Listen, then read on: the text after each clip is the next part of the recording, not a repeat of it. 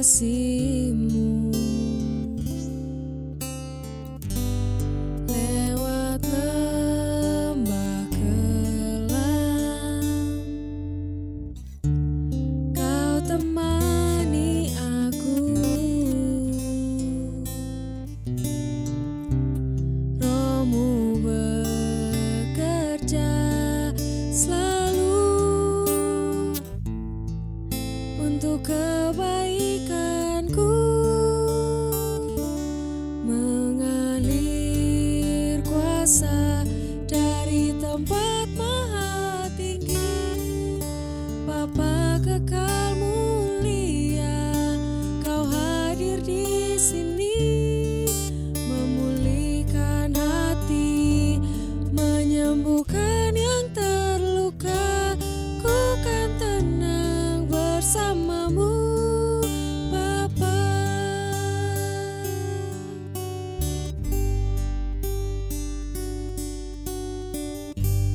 Lewat lembah kelam, Kau temani aku. Roh-Mu bekerja selalu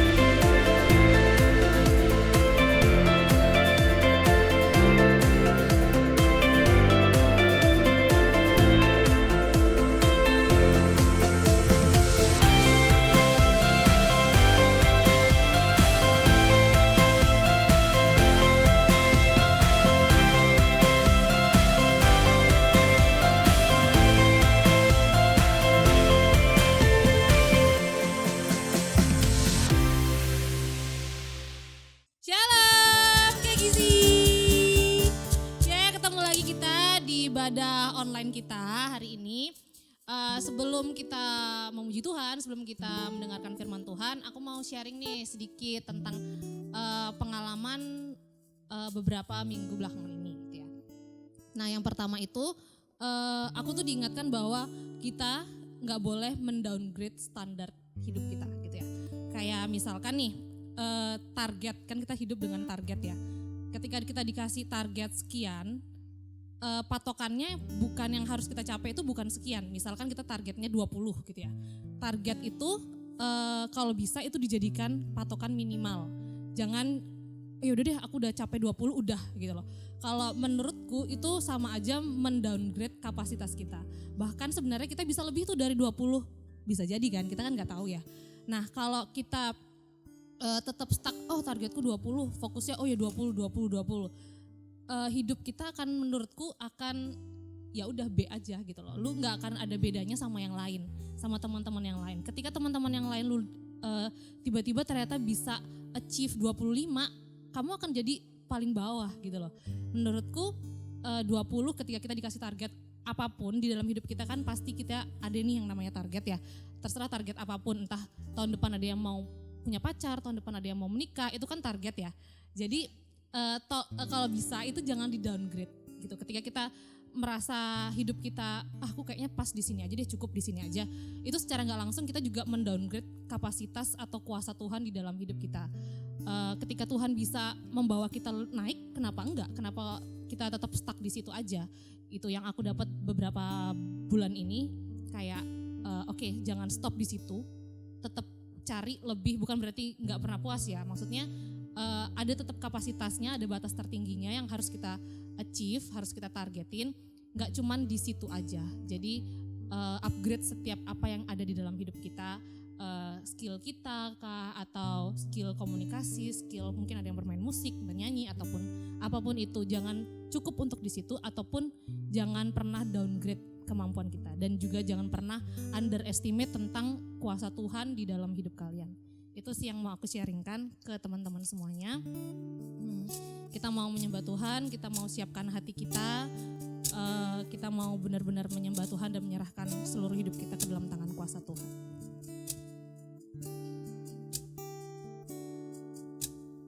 Light of the world, you step down to the darkness.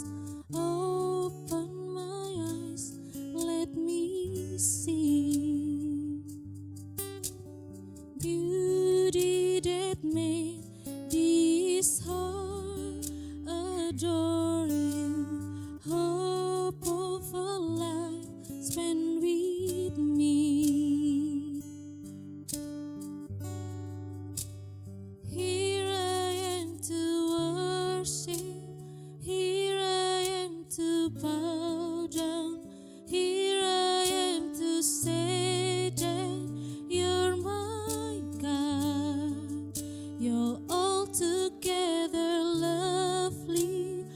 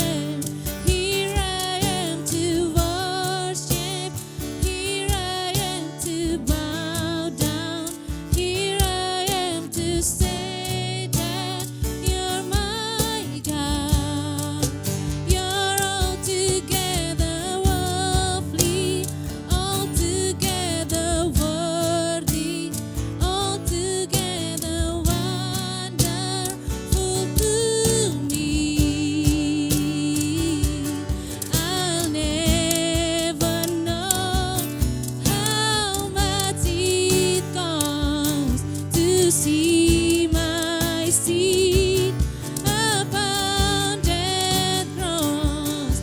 I'll never know how much it cost to see my seed upon that cross.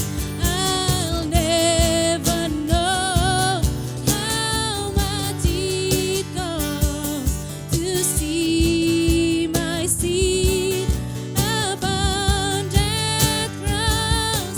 I'll never know how much it cost to see my seed upon that cross.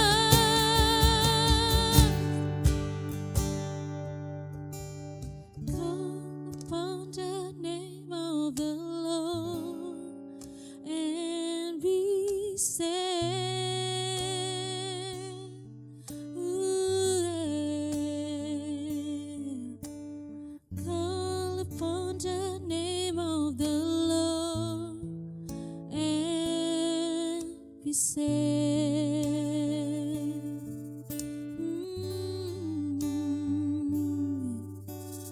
Call upon the name of the Lord and be saved. Oh, yeah. Call upon the name of the Lord and be saved. Oh, call upon the name of the Lord and be saved. Oh, yeah. Call upon the name of the Lord and be saved. Oh, here I am to worship. Here I am to bow down. Here I am to say that you're my God. You're altogether lovely, altogether worthy, altogether wonderful to me. Here I am to worship. Here I am to bow down. Here I am to say that you're my God. Oh, here I am to worship. Here I am to bow down. Here I am to say that you're my God. Here I am to worship. Here I am to bow down. Here I am to say that you're my God. You're altogether lovely, altogether worthy, altogether wonderful to me. Here I am to worship. Here I am to bow down. Here I am to say that you're my God. Here I am to worship. Here I am to bow down. Here I am to say that you're my God. I'll never know how much it costs to see my seed upon that cross. I'll never know how much it costs to see my seed upon that cross. Call upon the name of of the Lord and be saved. Ooh, call upon the name of the Lord and be saved. Ooh, call upon the name of the Lord and be saved. Ooh, call upon the name of the Lord and be saved.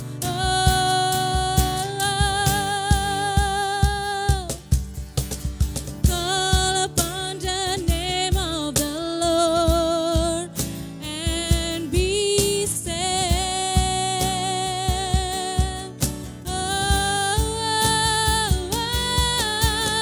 Call upon the name of the Lord and be saved.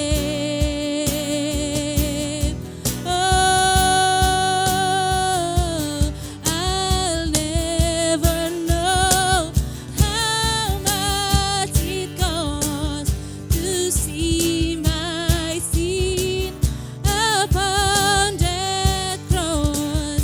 I'll never know how much it costs to see my sin upon that cross.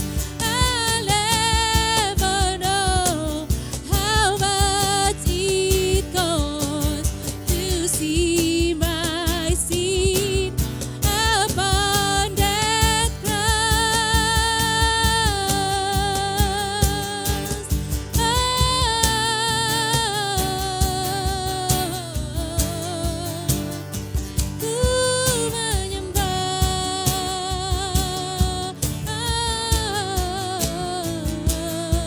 Ku menyembah Kau yang hidup.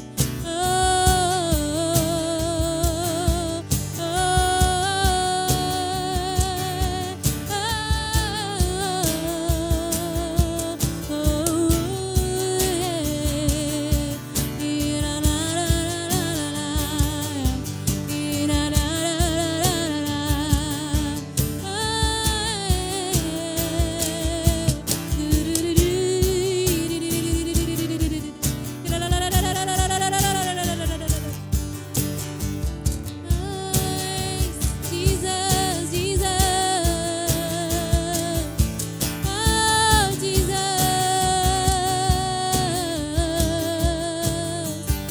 we worship you, Lord. We worship you, oh Lord, Almighty Lord God. We worship you.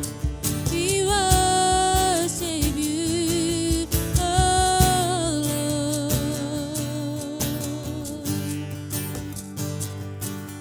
Jesus,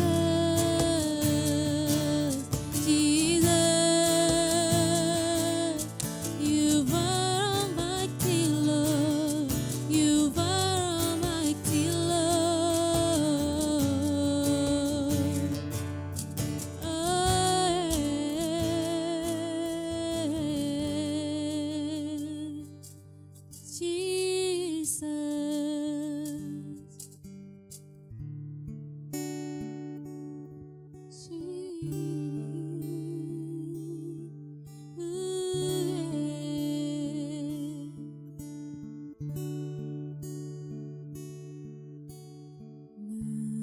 Layaklah segala bangsa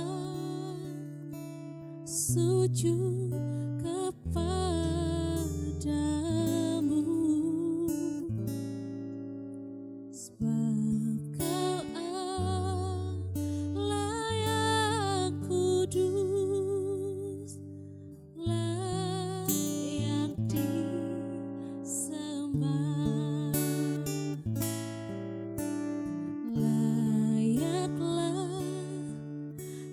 segala bangsa sujud kepadamu,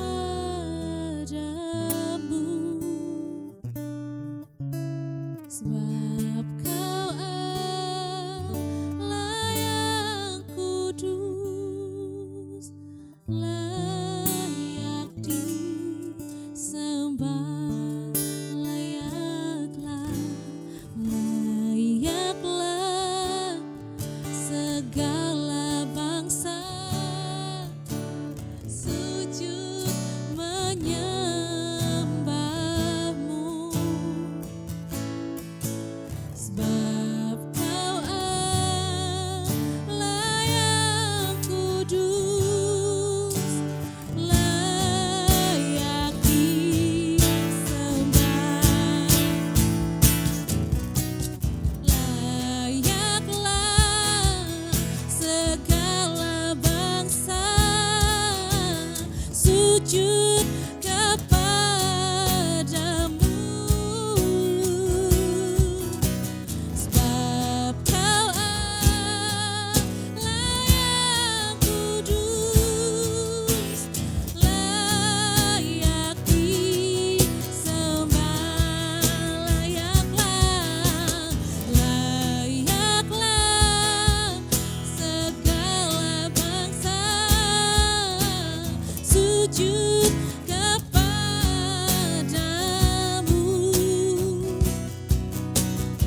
sebab Kau Allah yang kudus, layak disembah,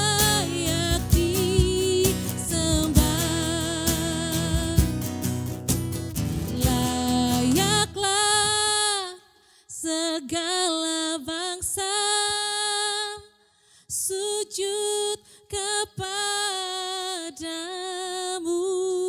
sebab Kau Allah yang kudus, layak disembah, layaklah segala bangsa sujud kepadamu, sebab Kau Allah yang kudus, layak disembah, layaklah segala bangsa sujud kepadamu, sebab Kau Allah yang kudus, layak disembah, sebab Kau Allah yang kudus, layak disembah, sebab Kau Allah yang kudus, layak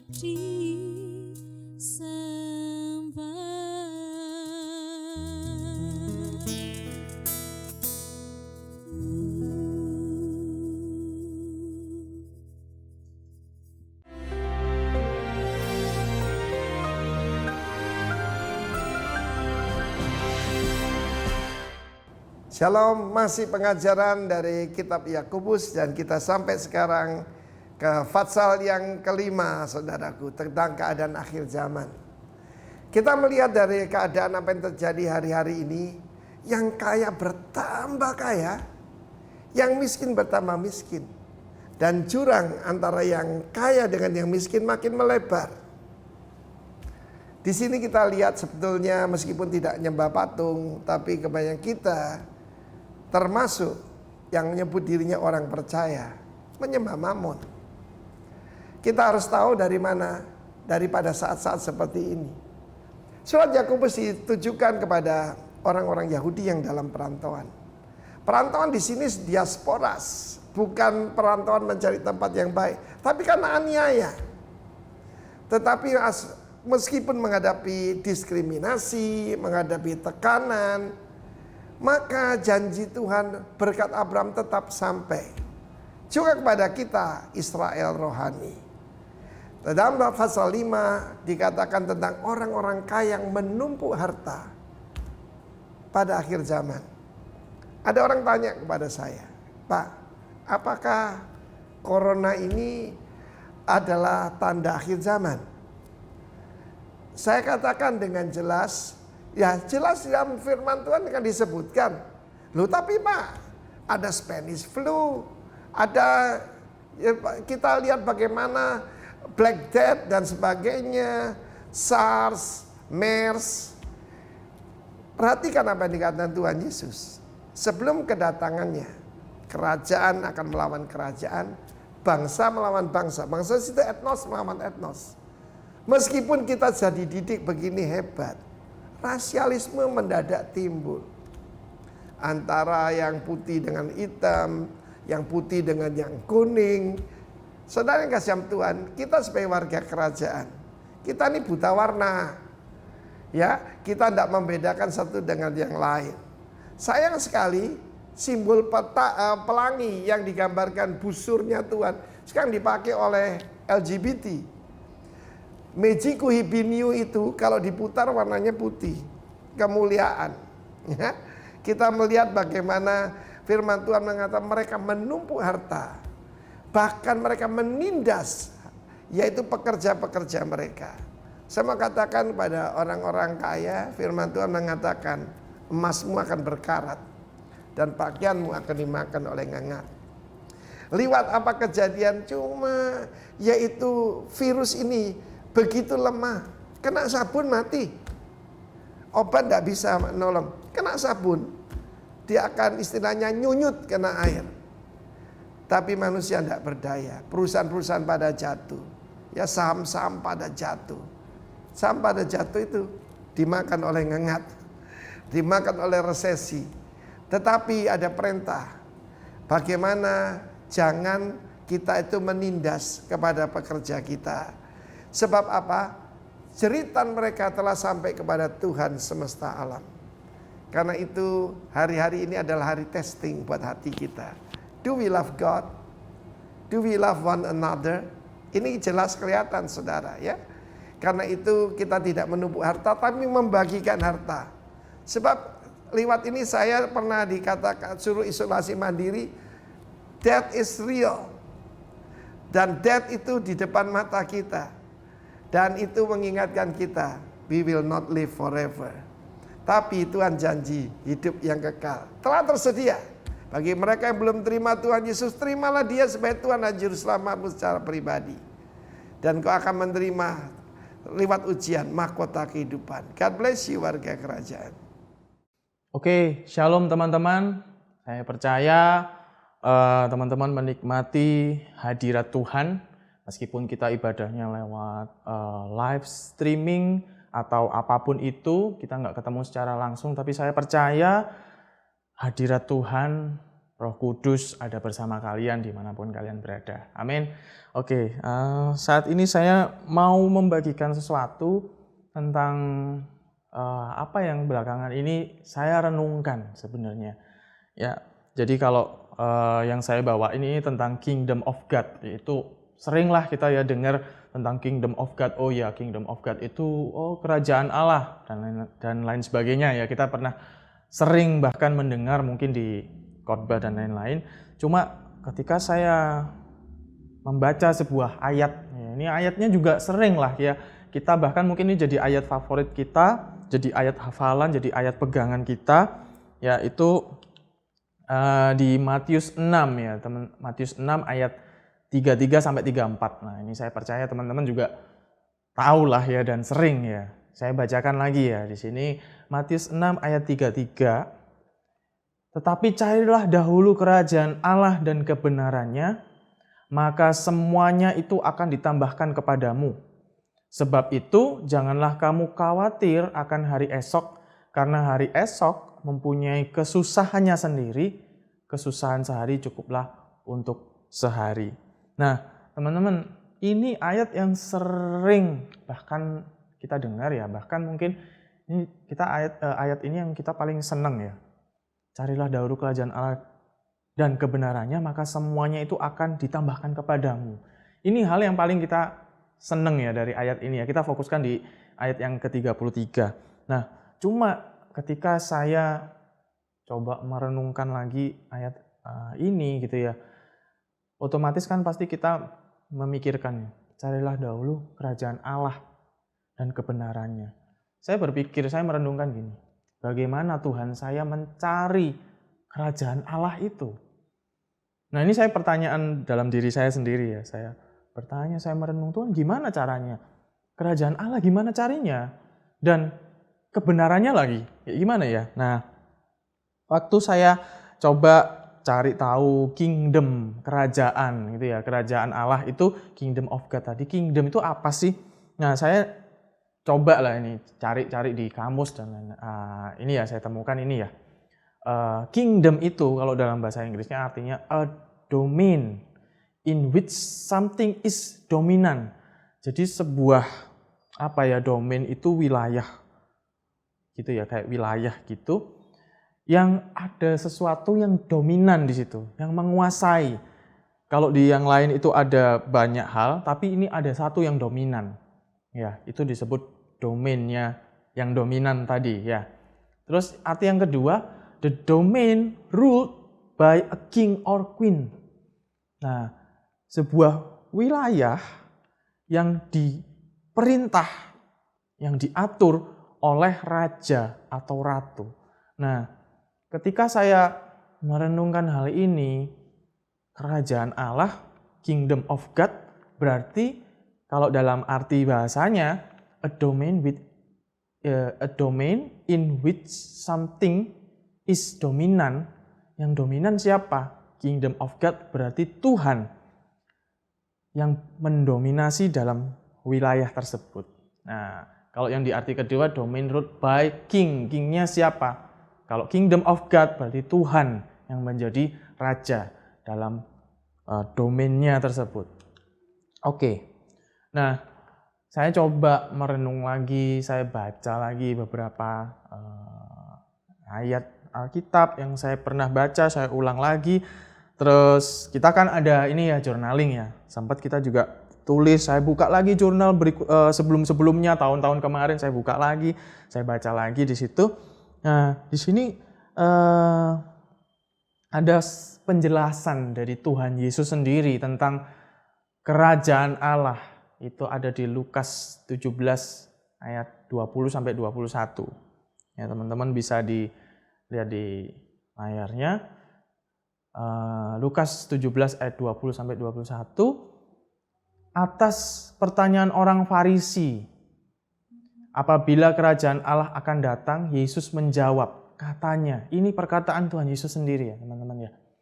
Kerajaan Allah datang tanpa tanda-tanda lahiriah.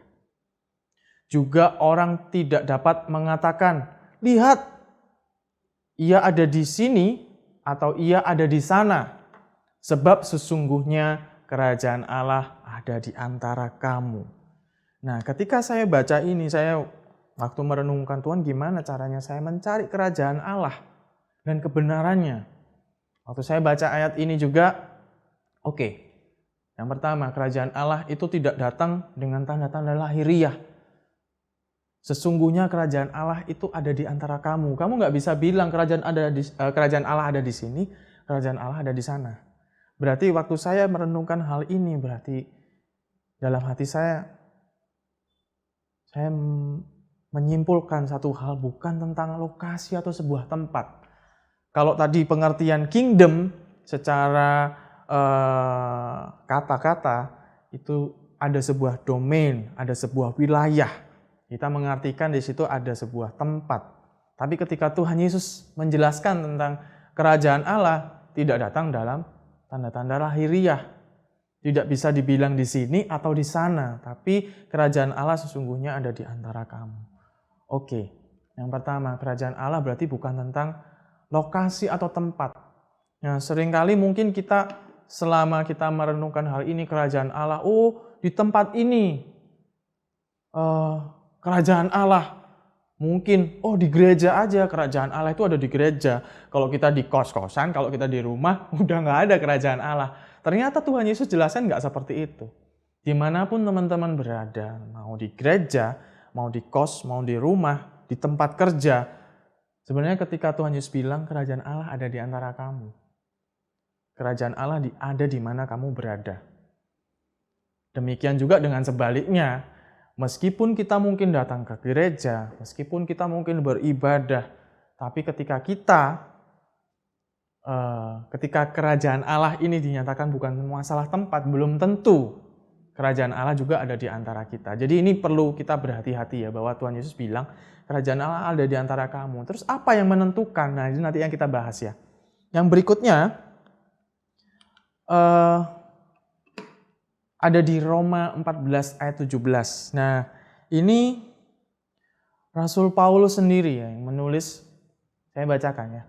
Sebab kerajaan Allah bukanlah soal makanan dan minuman, tapi soal kebenaran, damai sejahtera, dan sukacita oleh Roh Kudus. Nah, udah jelas ya di sini tertulis bukan tentang makanan dan minuman, teman-teman. Jadi kerajaan Allah ini bukan tentang apa yang kita makan, bukan tentang apa yang kita minum. Ya. Kemudian berikutnya. Di Matius 12 ayat 28. Ya, ini. Ini Tuhan Yesus lagi nih yang bilang ya. Tetapi jika aku mengusir setan dengan kuasa Roh Allah, maka sesungguhnya kerajaan Allah sudah datang kepadamu. Nah, ini Tuhan Yesus katakan ketika Tuhan Yesus berdebat ya dengan beberapa orang Farisi dan ahli Taurat, ketika dibilang, kamu mengusir dengan kuasa siapa? Mengusir setan dengan kuasa siapa? Jangan-jangan kamu mengusir pakai kuasa setan juga, gini ya. Nah, terus Tuhan Yesus jawab, kalau sebuah kerajaan itu setan mengusir dengan kuasa setan sendiri, maka kerajaan itu tidak akan bertahan gitu ya. Nah, maka Tuhan Yesus bilang ini, tetapi kalau aku mengusir setan dengan kuasa Roh Allah, maka sesungguhnya kerajaan Allah sudah ada di antara, sudah datang kepadamu. Nah, ini sedikit agak kalau Tuhan Yesus mengusir setan dengan kuasa Roh Allah, maka kerajaan Allah sudah datang kepadamu. Bukan kepada Tuhan Yesus, tapi kepadamu. Nah, di sini maka sebenarnya Tuhan Yesus menyatakan kalau kerajaan Allah itu sebenarnya tentang kuasa Roh Allah. Nah, oke. Dari 3 ayat ini saya coba renungkan lagi, terus Tuhan gimana maksudnya seperti itu ya. Nah, maka kerajaan Allah dan kebenarannya itu bicara tentang pemerintahan, kuasa, pengaruh, dan otoritas. Ini yang seharusnya dicari oleh setiap orang percaya. Jadi ketika saya renungkan ayat ini, carilah dahulu kerajaan Allah dan kebenarannya, maka adalah ketika kita mencari sebuah tempat, kita mencari sebuah lokasi, kita mencari sebuah kumpulan atau apa, sebenarnya kita sedang melakukan hal yang kurang tepat. Kenapa? Karena sebenarnya ini yang seharusnya dicari oleh setiap orang percaya. Ketika Tuhan Yesus bilang, carilah dahulu kerajaan Allah dan kebenarannya, maka yang harus kita cari ketika Tuhan Yesus menyatakan kerajaan Allah itu apa, maka yang seharusnya kita cari adalah ketika kita mencari kerajaan Allah, kita mencari pemerintahannya, kita mencari kuasanya, kita mencari pengaruhnya, dan kita mencari otoritasnya. Nah, kebenarannya ini mengikuti apa yang ada di situ, nilai-nilai, value, dan saya sebut di situ ada budaya. Jadi ketika saya renungkan hal ini lagi, kita pernah ya nonton film kerajaan gitu ya, kita sering, dan mungkin ada yang banyak teman-teman yang suka nonton tentang film kerajaan. Nah, saya jadi teringat saya pernah nonton sebuah film kerajaan juga tentang kerajaan-kerajaan gitu. Dan memang di situ sebuah kerajaan itu punya pemerintahan. Sebuah kerajaan punya kuasa. Sebuah kerajaan itu punya pengaruh dan punya otoritas di situ. Di mana sebuah wilayah ketika itu masuk dalam wilayah kerajaan si A gitu ya, raja si A, maka yang berlaku atas wilayah itu, pemerintahan yang berlaku, kuasa, pengaruh, dan otoritas yang berlaku di situ adalah otoritas pemerintahan Raja A. Nah, seperti itu. Maka sebenarnya apa yang terjadi di sebuah wilayah itu, nilai-nilai, value, dan budayanya itu akan ikut, teman-teman. Dan saya bayangkan, wow, ketika kerajaan Allah ada di antara kamu, sebenarnya semuanya ini seharusnya terjadi. Masalahnya adalah ketika kita sebagai orang percaya, apakah memang benar-benar kita di bawah pemerintahan kerajaan Allah? Kuasa yang berlaku adalah kuasa Allah. Pengaruh dan otoritas yang berlaku atas hidup kita ini adalah otoritas dari Allah sendiri. Plus nilai-nilai, value, dan budaya kita yang kita lakukan dalam kehidupan sehari-hari itu adalah nilai-nilai, value, dan budaya kerajaan Allah. Nah, ini yang menjadi pertanyaan. Jadi benar ketika Tuhan Yesus bilang, carilah dahulu kerajaan Allah dan kebenarannya, maka semuanya akan ditambahkan kepadamu. Apa yang harus kita cari? Ketika saya menemukan ini, wow, berarti saya harus mencari kuasa Tuhan. Saya harus mencari pengaruh pemerintahan dan otoritas Tuhan dalam diri saya, dalam hidup saya. Bukan bicara tentang tempat, lokasi, suatu daerah atau apa, tapi tentang ini tadi ya yang saya sebutin di sini ya. Nah, kenapa ini penting, teman-teman? Karena Tuhan Yesus sendiri sebenarnya yang menyampaikan. Ketika Tuhan Yesus datang ke dunia, benar bahwa Tuhan Yesus bawa keselamatan. Dia lahir, kemudian dia menebus dosa kita, mati dan bangkit untuk menebus dosa kita ya. Tapi ketika teman-teman baca di setiap kisah Tuhan Yesus melayani, yang disampaikan adalah kerajaan Allah. Selalu tentang kerajaan Allah, kerajaan Allah, kerajaan Allah. Tuhan Yesus tidak pernah membawa tentang agama. Tuhan Yesus tidak pernah menyebut agama. Bahkan agama Kristen. Kalau kita nanti baca tentang sejarah ya, kata Kristen sendiri itu sebenarnya tercipta karena ada orang-orang yang melihat murid-murid Kristus yang berkumpul, mereka belajar sesuatu tentang Injil dan lain-lain, maka mereka, orang lain ini menyebut itu sebagai Kristen. Nah, maka sampai saat ini maka itu disebut sebagai sebuah agama. Tapi sejak awal sendiri Tuhan Yesus tidak pernah membawa tentang agama Kristen, teman-teman. Apa yang Tuhan Yesus bawa adalah kerajaan Allah, berita kerajaan Allah, Injil kerajaan Allah. Jadi sebenarnya apa yang Tuhan Yesus sendiri mau sama kita sebagai orang percaya itu ada di Matius 6 tadi ayat 33. Carilah dahulu kerajaan Allah. Karena apa yang Tuhan Yesus sampaikan, apa yang Tuhan Yesus beritakan itu tentang kerajaan Allah. Nggak ada yang lain.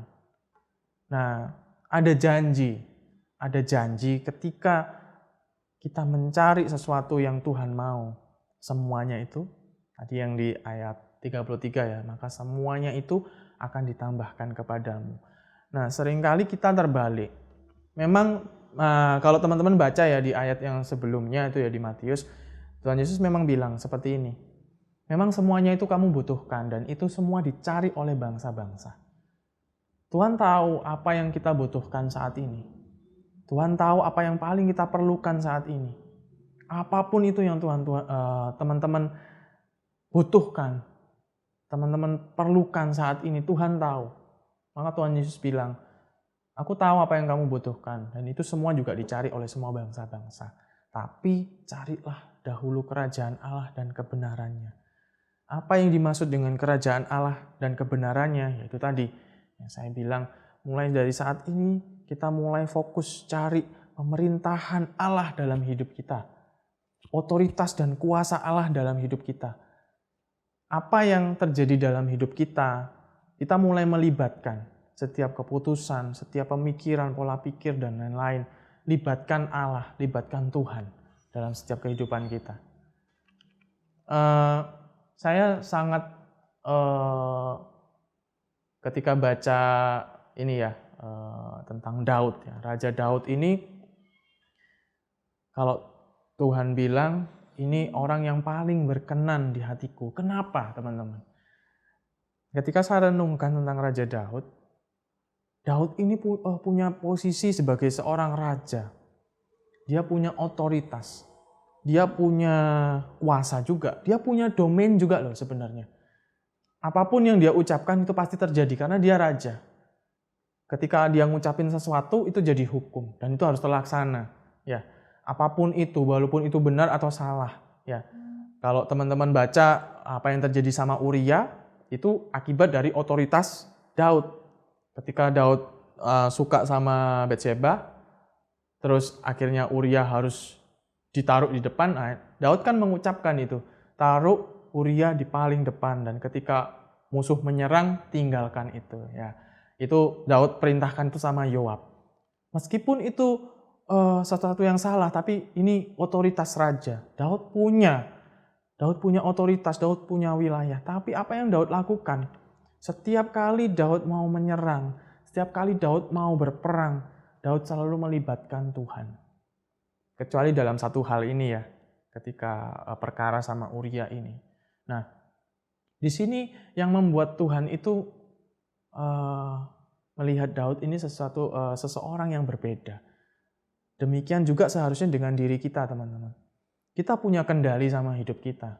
Kita punya pemikiran, kita punya planning, kita punya apapun. Bahkan kalau misalnya kita sebagai anak muda ya sering ngomong, ini hidupku, ini hakku. Bebas dong, aku mau lakuin apa, ini hidupku. Nah, tapi ini, bahkan Raja Daud pun, yang dia punya posisi sebagai seorang raja, dia bebas mau melakukan apapun, memilih untuk melibatkan Tuhan. Nah, ini salah satu hal yang sebenarnya kita mungkin lupa atau mungkin kita miss di sini ya. Sebenarnya ketika kita mulai melibatkan Tuhan dalam setiap keputusan kita sedang mencari kuasa Tuhan, otoritas Tuhan dalam hidup kita. Ketika kita punya rencana, mungkin teman-teman yang sedang cari pekerjaan, memutuskan harus bekerja di mana, mungkin teman-teman punya banyak hal yang harus diputuskan dan ini penting sekali. Ketika kita punya hak untuk memutuskan itu, tapi kita melibatkan Tuhan. Dan ketika Tuhan mulai menaruh sesuatu dalam hidup kita, dalam hati kita, jangan pilih itu, pilih yang ini. Atau jangan lakukan itu, atau apa. Dan kita menundukkan ego kita di bawah kuasanya Tuhan, bawah otoritas Tuhan. Sebenarnya kita sedang masuk dalam kerajaan Allah, pemerintahan Tuhan. Nah, ini ya. Setelah saya renungkan hal ini, saya mulai, oke Tuhan, terus apa yang harus aku lakukan? Yang pertama tadi ya teman-teman, dalam setiap keputusan, kalau kerajaan itu bicara tentang otoritas, bicara tentang kuasa, bicara tentang pemerintahan atas sebuah wilayah, apakah saat ini kita sedang berada dalam kuasa Tuhan, dalam kerajaan Allah? Ini yang menentukan. Ya, yang pertama, apa yang harus kita lakukan sebenarnya? Yang pertama, apakah kita sudah mengaku dan menyatakan Yesus Kristus sebagai Tuhan dan Raja? Nah, kalau kita lihat balik ya tadi ya, di sebuah film kerajaan gitu ya, ketika sebuah daerah bersebelahan dengan kerajaan A, ini ada daerah B. Daerah B ini nggak punya raja nih misalnya, seperti itu ya. Terus Raja A ini menyatakan gini ya, kalau kamu mengakui aku sebagai raja, maka daerahmu akan jadi kerajaanku juga, aku akan jadi rajamu, aku akan memerintah atas kamu, dan semua ini, apa yang ada dalam kerajaanku, jadi bagianmu. Tapi asalkan kamu mau tunduk dalam pemerintahanku. Nah, apa yang terjadi ketika wilayah B ini menolak? Tidak, aku tidak mau. Aku mau hidup sendiri. Aku tidak mau diperintah oleh engkau. Aku tidak mau dalam kuasamu, aku tidak mau di bawah kuasamu. maka kerajaan A ini akan menyerang. Nah, tapi dalam kerajaan Allah ini mirip seperti itu, tapi saya renungkan gini ya. Ketika Tuhan Yesus bilang, kerajaan Allah ada di antara kamu sebenarnya. Tapi apakah kamu sudah ada di dalam kerajaan Allah, ini yang menentukan. Ketika kita merenungkan apakah saya sudah ada di dalam kerajaan Allah, sebenarnya pertanyaan ini yang muncul. Apakah saya sudah mengakui Tuhan Yesus sebagai Raja dalam hidup saya? Ketika saya belum mengakui hal itu, sebenarnya kerajaan Allah ada di antara kita, tapi kita tidak ada di dalamnya. Nah, ini yang saya renungkan ketika, wow, berarti kita selama ini belum tentu teman-teman kita ini berada di dalam kerajaan Allah. Selama Allah tidak memerintah dalam hidup kita. Dan kita tidak menerima Tuhan Yesus sebagai Raja kita. Maka sebenarnya kita sedang ada di luar kerajaan Allah. Kenapa? Karena kita menyatakan kitalah yang menjadi pemimpin dalam hidup kita sendiri. Kita yang menjadi Raja dalam hidup kita sendiri. Bukan Tuhan Yesus lagi. Nah, ini yang pertama. Jadi apa yang harus kita lakukan? Yang pertama, mengaku dan nyatakan Yesus Kristus sebagai Tuhan dan Raja. Melalui apa? Pertobatan, penyerahan diri dalam kuasa Sang Raja itu.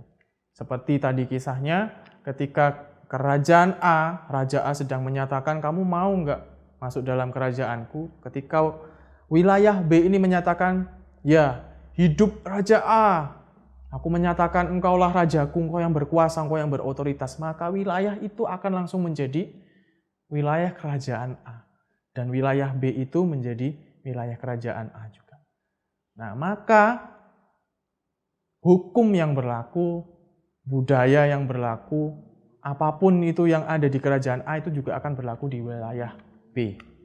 Nah, yang kedua, hidup dalam zona kerajaan Allah. Menghidupi nilai-nilai, value, dan budaya kerajaan. Jadi ketika kita sudah berada dalam sebuah wilayah negara gitu ya, misalnya masuk dalam negara Indonesia, maka semuanya nilai-nilai kehidupan, value, dan budayanya pun kita akan lakukan. Nah, mungkin teman-teman yang pernah ke luar negeri, teman-teman harus buat visa dan lain-lain. Teman-teman pernah datang ke sebuah kedutaan ya, wilayah kedutaan. Nah, ketika saya belum pernah sih ke sana, tapi teman-teman cerita, baca-baca juga di artikel dan lain-lain. Wilayah kedutaan itu memang ada di negara kita, di negara Indonesia. Tapi mereka punya wilayah kedutaan dan hukum, teman-teman. Ketika kita masuk ke area itu, kita sedang tidak berada di wilayah Indonesia. Kita sedang berada di wilayah kedutaan apa itu? Misalnya kalau kedutaan Amerika ya, kita sedang berada di wilayah Amerika. Dan semua hukum dan lain-lain lah yang diterapkan di sana adalah hukumnya Amerika. Jadi ketika, ini pernah ada yang ceritain. Jadi kalau misalnya saya orang Indonesia nih, saya masuk ke kedutaan Inggris misalnya seperti itu. Saya lagi ada urusan itu di dalam kedutaan. Tanpa sengaja mungkin kita lagi membunuh, mungkin terjadi sebuah kasus, terjadi pembunuhan di situ ya.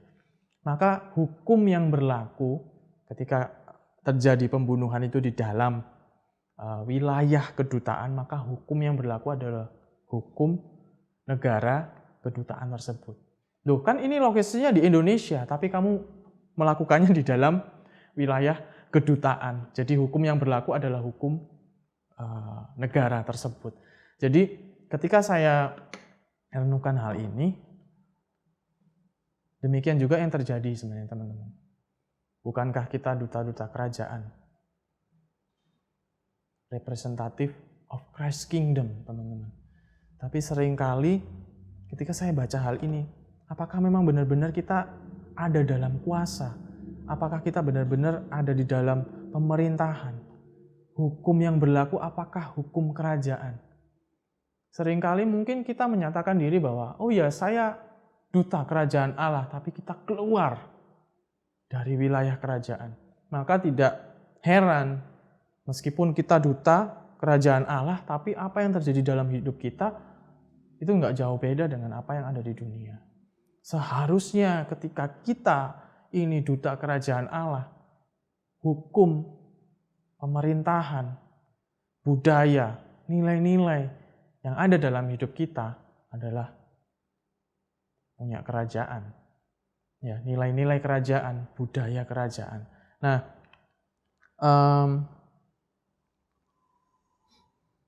bentar ya. Ini ada yang ini. Nah, ini tadi yang saya sebutin ya. Jadi ada law and justification. Hukum kerajaan Allah yang berlaku dalam kehidupan setiap warganya. Hak-hak kerajaan, penggenapan janji-janji sang raja itu yang terjadi dalam kehidupan kita. Cuma saat ini mari kita coba refleksi ya dalam kehidupan kita. Kita sebagai orang percaya, apakah kita cukup cuma percaya? Oke, aku percaya Tuhan Yesus sebagai Tuhan dan Juru Selamatku. Apakah cukup sampai di situ? Enggak, teman-teman. Ketika Tuhan Yesus datang ke dunia, memang Tuhan Yesus ingin menyelamatkan kita semua, tapi enggak berhenti sampai di situ. Yang Tuhan Yesus nyatakan, yang Tuhan Yesus beritakan itu kerajaan Allah, teman-teman. Jadi kita enggak cuma cukup kita diselamatkan. Untuk apa kita diselamatkan? Tuhan Yesus enggak datang cuma untuk bawa keselamatan, kita diselamatkan terus selesai. Tapi Tuhan Yesus bawa kerajaan Allah. Ayo, masuklah dalam kerajaanku. Maka hukum, maka hak-hak kerajaan, maka apapun itu yang berlaku dalam kehidupan kita, itu adalah sesuatu yang dalam kerajaan Allah. Ketika kita bekerja mungkin, ada hukum ekonomi di situ. Nah, saya luar biasanya di sini ya. Oke Tuhan, saya bekerja di satu perusahaan distributor. Jadi ketika dalam masa pandemi ini banyak toko-toko yang tutup, terus kemudian juga banyak juga perusahaan distributor yang mereka meliburkan karyawannya, terus merumahkan bahkan ada yang sempat tutup dan berhenti beroperasi karena toko-tokonya juga mereka nggak bisa berjualan, mereka harus tutup dan lain-lain. Tapi ketika saya merenungkan hal ini, iya, ketika saya sebagai orang percaya saya nggak cukup percaya saya diselamatkan, tapi saya harus berada di dalam kerajaan Allah. Maka hukum yang berlaku adalah hukum kerajaan. Ketika saya berada di dalam kerajaan Allah, hukum ekonomi kerajaan seharusnya yang terjadi. Saya merenungkan hal ini, saya berdoa untuk perusahaan saya. Tuhan, ini distributor Tuhan. Kalau misalnya pandemi seperti ini, semuanya pada tutup, toko-toko tutup, terus gimana? Banyak perusahaan juga yang merumahkan karyawan dan lain-lain. Tapi saya berdoa, aku berserah kepada Engkau, Rajaku. Aku berada dalam kerajaan-Mu, semua hukum yang terjadi dalam kehidupanku adalah hukum kerajaan. Maka hukum ekonomi kerajaan juga Tuhan yang akan terjadi dalam perusahaan yang saat ini aku bekerja. Bagaimana saya bisa berdoa seperti itu ketika saya tidak ada dalam wilayah kerajaan? Ketika saya tidak menyatakan diri saya tunduk dan taat. Semua otoritas yang terjadi dalam diri saya, hidup saya adalah otoritas kerajaan. Maka, ya saya bersyukur sekali bahwa saya sampai heran juga ya. Tidak tutup teman-teman, tetap beroperasi. Memang sempat khawatir ya. Ini mau gimana ini mau dirumahkan, maksudnya dirumahkan itu work from home, tapi sales gimana kalau work from home gitu kan ya. Apakah admin aja yang dikerja dari rumah. Tapi faktur-faktur gimana, karena kalau kita dagang kan pasti ada faktur, terus harus ngumpulin, ada pengiriman dan lain-lain. Nah, kita putuskan, oke, kita lihat ya, apakah toko-toko ini tutup semua. Kalau masih ada yang buka, kita akan tetap layani mereka. Akhirnya saya bersyukur sama Tuhan bahwa bukan pamer, bukan apa teman-teman, tapi ini sebuah kesaksian. Dalam tempat usaha saya bekerja tidak ada satupun yang dirumahkan. Tidak satu hari pun tutup. Dan tidak ada satu pengiriman pun yang tidak bisa dikirim ya teman-teman. Tapi memang mengalami penurunan. Tapi saya bersyukur sekali bahwa ketika kita menyerahkan hidup kita di bawah kuasa kerajaan, maka semua yang terjadi sepenuhnya ya. Ketika kita dalam satu hal mungkin memutuskan sendiri, oh kalau yang ini oke, kerajaan Allah, kalau yang ini enggak, aku sendiri yang memutuskan, maka dalam satu hal itu kita sedang berada di luar kerajaan. Maka jangan kaget kalau ternyata, loh Tuhan janjimu kan seperti ini Tuhan. Nah ini ya yang kedua ya, hak-hak warga kerajaan, penggenapan janji-janji sang raja itu yang terjadi dalam hidup kita. Pernah nggak sih teman-teman berdoa, Tuhan janjimu kan seperti ini Tuhan. Tapi yang terjadi dalam hidup kita, kok nggak sesuai dengan janji Tuhan? Kok nggak sesuai dengan apa yang Tuhan katakan? Kehidupanku naik terus, tidak pernah turun Tuhan. Tapi kok seperti ini Tuhan? Nah, sebuah pertanyaan dalam hidup kita, apakah kita benar-benar dalam kerajaan, domain kerajaan Allah? Apakah yang memerintah dalam hidup kita ini adalah Sang Raja, Yesus Kristus? Maka kalau kita bicara dalam wilayah tadi ya, kalau wilayah B tidak tunduk pada kerajaan A, maka sebenarnya wilayah B juga nggak berhak dong. Loh, mana janjimu? Janjimu kan akan memakmurkan kami. Lah kamu nggak mau masuk dalam kerajaanku, kamu nggak bisa menuntut janjiku dong. Nah, ketika saya renungkan hal ini, benar. Maka Tuhan Yesus bilang, carilah dahulu kerajaan Allah. Itu artinya, mari kita tundukkan hidup kita, otoritas yang ada dalam hidup kita, semuanya dalam hidup kita libatkan Tuhan. Kita nyatakan bahwa Tuhan sebagai Raja dalam hidup kita. Dan kita hidupin value-value-nya, kita hidupin budaya-budayanya. Budayanya seperti apa sih? Kalau teman-teman baca deh firman Tuhan, di situ banyak hal yang contohnya misalnya ketika kamu ketemu musuhmu, maka doa dan berkatin dia. Jangan kutuk dia. Itu sebuah budaya. Mungkin satu kali kita lakukan, dua kali kita lakukan, tapi setiap kali terus kita lakukan terus, itu akan menjadi budaya dalam hidup kita. Maka kita nggak gampang mengutuki. Kalau kamu dipukul pipi kiri, berikan pipi kanan kamu. Itu sebuah budaya teman-teman. Bukan secara harafiah ketika kamu dipukul, terus kamu minta dipukul lagi. Enggak seperti itu. Perlu hikmat Tuhan. Makanya semua hukum yang terjadi dalam hidup kita ketika kita berada dalam wilayah kerajaannya, kita menyatakan hidup kita di bawah kuasa kerajaan, itu semua yang terjadi adalah hukum kerajaan. Budayanya mari kita lakukan. Karena itu yang membuat kita berbeda dari dunia. Ketika Tuhan Yesus bilang, jangan jadi serupa seperti dunia ini. Karena sebenarnya Tuhan Yesus ingin kita itu jadi warga kerajaan yang berbeda. Dunia akan melihat kita berbeda ketika kita menyatakan bahwa diri kita adalah warga kerajaan. Raja kita, Tuhan Yesus Kristus yang memerintah atas hidup kita. Hukum-hukum kerajaan yang akan terjadi dalam hidup kita. Kebiasaan-kebiasaan kita, cara kita ngomong, cara kita hidup, cara kita bekerja, semuanya sesuai dengan apa yang warga kerajaan harusnya lakukan. Budaya bekerja seperti apa, budayanya seperti apa. Itu yang akan membuat kita berbeda. Jadi teman-teman, ini yang saya renungkan, saya ingin bagikan sama teman-teman semua. Saya berdoa bahwa Roh Kudus yang akan membuat teman-teman mengerti.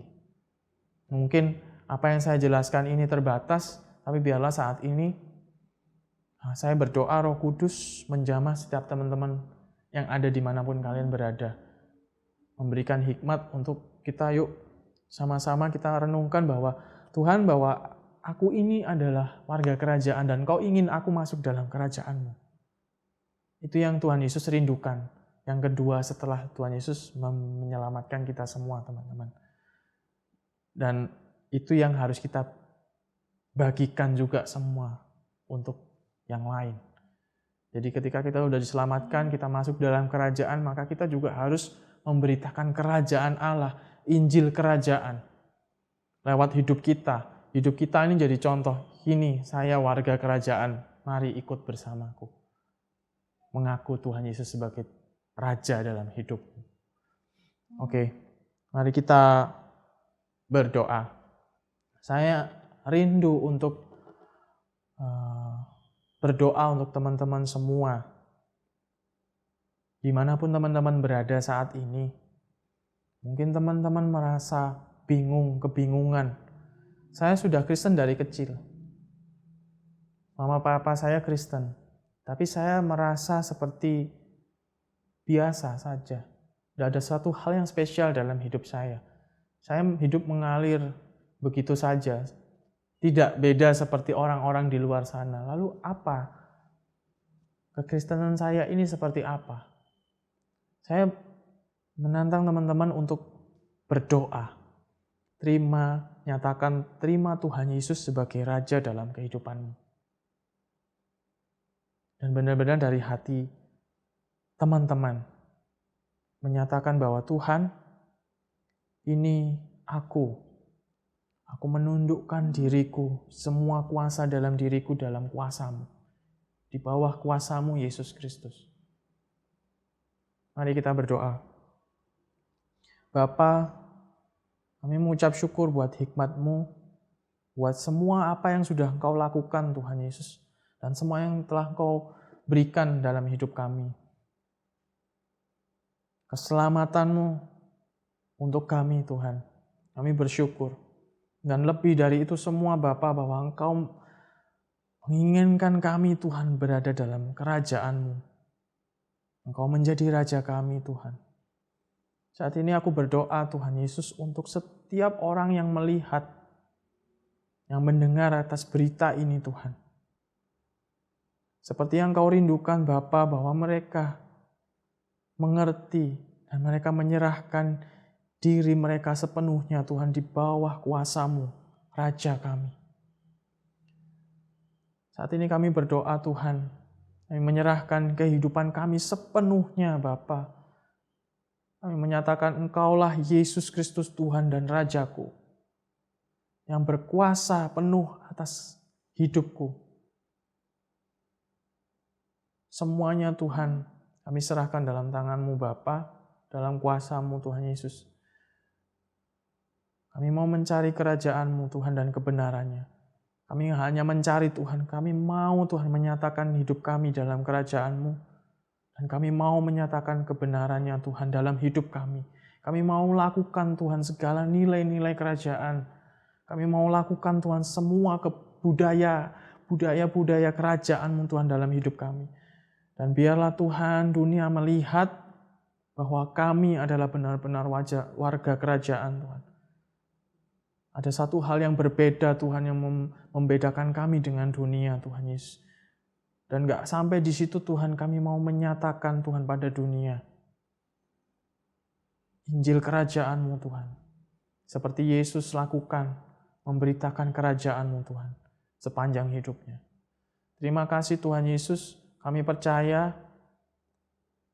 ketika kami menyerahkan diri kami dalam kerajaan-Mu, otoritas, kuasa atas hidup kami adalah kuasa kerajaan. Hukum Tuhan yang terjadi dalam hidup kami dalam segala aspek adalah hukum kerajaan Tuhan.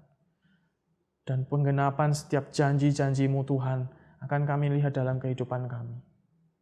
Terima kasih Tuhan Yesus, kami mengucap syukur punya Allah yang seperti Engkau. Gak ada Allah yang seperti Engkau Bapa, yang mau turun menyelamatkan kami dan menarik kami dalam kuasa-Mu Bapa. Terima kasih Tuhan Yesus, kami mengucap syukur. Kami berdoa, kami memuji Engkau. Kami menyembah Engkau di dalam satu nama yang berkuasa, di dalam nama Tuhan Yesus Kristus Tuhan dan Juru Selamat kami.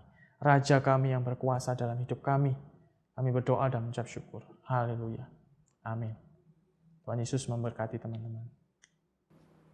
Hai guys, sudah dengar firman Tuhan? Jadi pendengar dan juga jadi pelaku. Dan saya percaya hari ini firman Tuhan menguatkan kita. Karena kita sudah menerima kerajaan yang tidak tergoncangkan. Ya, menerima kerajaan yang tidak tergoncangkan berarti bukan tidak ada masalah. Hidup ini penuh cobaan.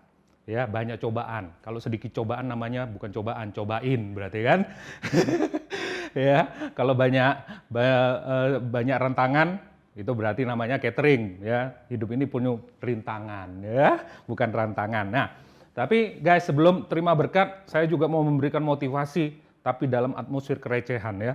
Supaya imun booster kita itu meningkat naik ya kan. Jadi waktu terima berkat Tuhan itu wah luar biasa ya kan. Nah, seperti tadi bahwa hidup ini perlu banyak hidup ini banyak halangan, banyak tembok-tembok. Nah, saya mau tanya sekarang guys.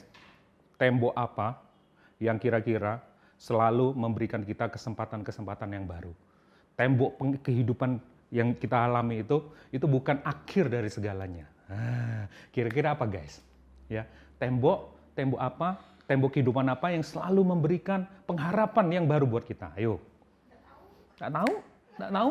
Tak tahu? Iya, jawabannya adalah awal.